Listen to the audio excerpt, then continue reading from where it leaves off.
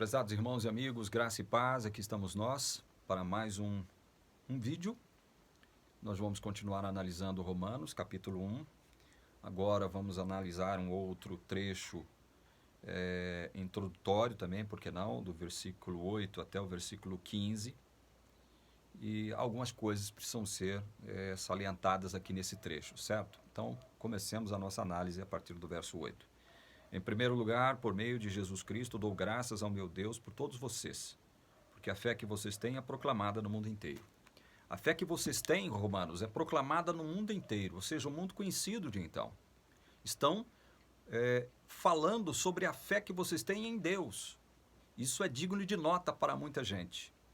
Porque Roma era a capital do Império Romano, um império pagão, um império que sustentava a existência de inúmeros deuses, entre aspas, né? O panteão romano era enorme, existia Deus para tudo quanto é tipo de gente, tudo quanto é tipo de gosto, né?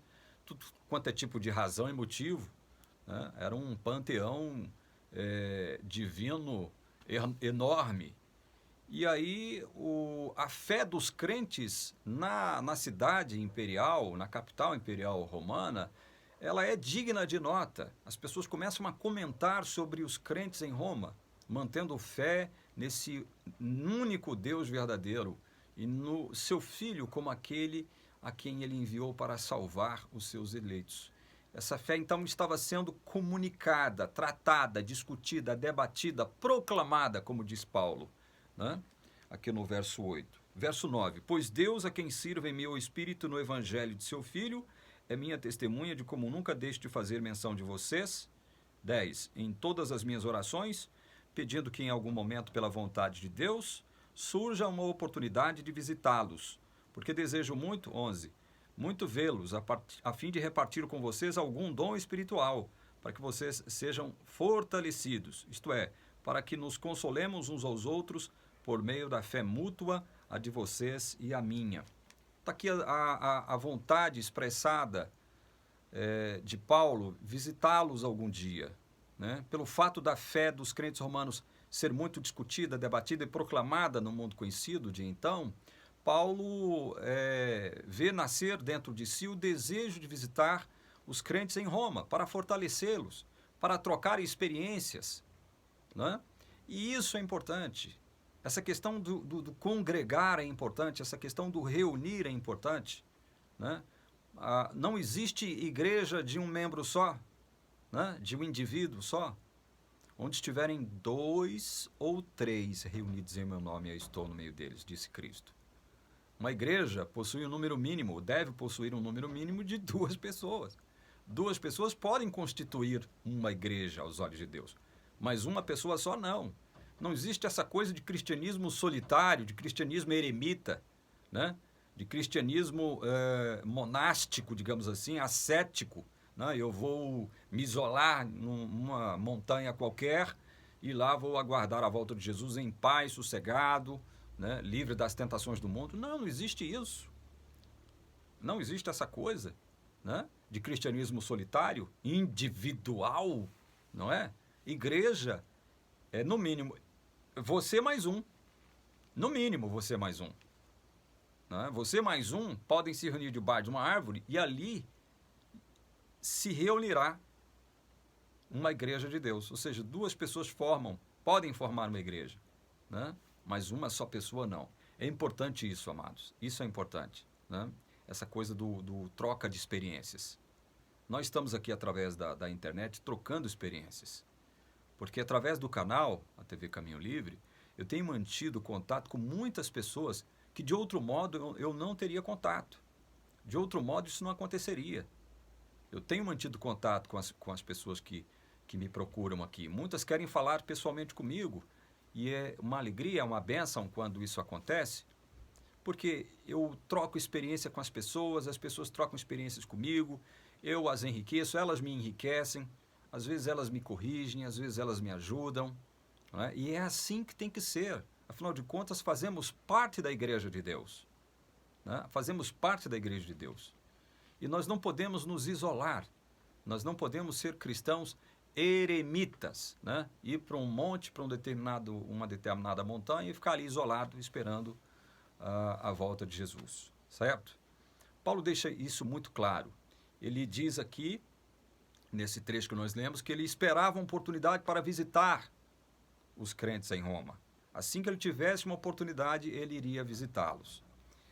A partir do verso 13, nós lemos: quero que vocês saibam, irmãos, que muitas vezes me propus a ir visitá-los, no que tenho sido até agora impedido para conseguir algum fruto igualmente entre vocês, assim como também tenho conseguido entre os outros gentios. Isso aqui é interessante. Paulo se propôs visitá-los, mas todas as vezes que Paulo propôs visitar os crentes em Roma, ele fora impedido. A pergunta que eu faço é: por quem? Quem foi que impediu Paulo de visitar os crentes em Roma toda vez que ele propôs isso em seu coração? Nós temos relatos do próprio apóstolo em Atos, se não me engano, capítulo 13, onde ele tinha determinada intenção de ir a determinado lugar, e quem o impediu? O Espírito Santo o impediu. Isso é típico de alguém que está na condição de servo, na condição de escravo. Um servo ou um escravo, ele não pode tomar decisões de forma autônoma, como se ele fosse o senhor da situação ou da circunstância.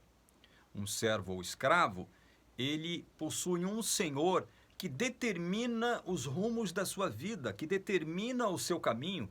Foi isso que nós deixamos bem claro quando nós abrimos a exposição de Romanos, ao comentar o modo como Paulo se identificou a eles. Olha, eu sou um escravo de Cristo Jesus. Quem escreve a vocês é um escravo de Cristo Jesus. Então ele faz questão de deixar isso bem claro. A nossa vida, veja bem, ela não é ditada, a vida do cristão não é ditada pelo seu livre-arbítrio. O livre-arbítrio não pode suplantar a soberania de Deus, a vontade de Deus sobre você, a autoridade de Deus sobre você, o senhorio de Deus sobre você. Ou você é senhor com o seu livre-arbítrio, ou Deus é senhor com a sua autoridade e soberania. Você tem que escolher, ou um ou outro. Não há possibilidade desses dois conviverem juntos. O seu suposto livre-arbítrio com a soberania divina. Né? Isso é um ponto de tensão, um ponto de conflito. Ou Deus ou Jesus é senhor da sua vida, ou você é senhor da sua vida. Não há possibilidade de haver dois senhores.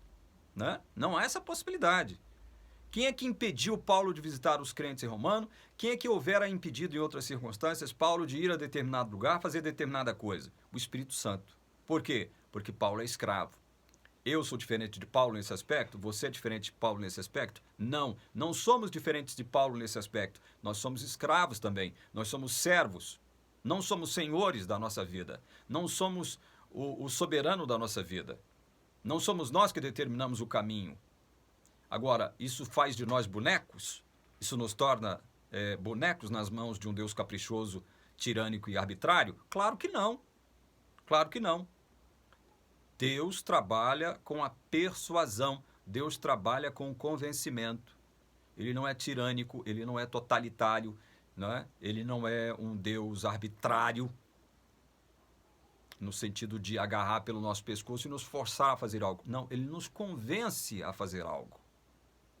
Não é? Quando ele impede a mim e a você de fazermos algo ou de irmos a determinado lugar, ele o faz de modo sutil, invisível, né? Imperceptível às vezes. Às vezes não, de modo radical, mas às vezes de modo sutil, imperceptível, silencioso, invisível. Mas ele faz. E acaba nos convencendo de que nós não devemos ir a determinado lugar nem fazer algo. Eu posso citar como exemplo o meu caso.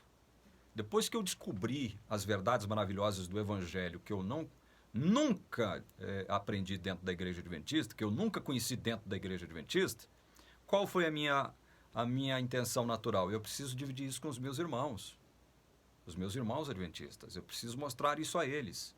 Eu encontrei água e comida de graça. E estou percebendo muitos irmãos adventistas morrendo de fome e sede dentro da igreja. Eu preciso mostrar a eles onde é que há água e comida de graça. Essa foi a minha intenção. E imediatamente ao conhecer o Evangelho de Cristo, esse Evangelho maravilhoso de Cristo. Enquanto eu permaneci na igreja, e ainda era pregador, eu fui semeando gotas desse Evangelho, através das minhas pregações.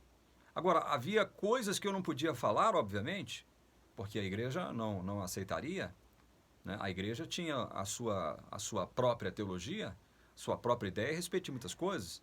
Então, na medida do possível, eu ia semeando isso para os irmãos, semeando gotas desse evangelho maravilhoso, não é? Agora, depois que me foi impossível, a mim,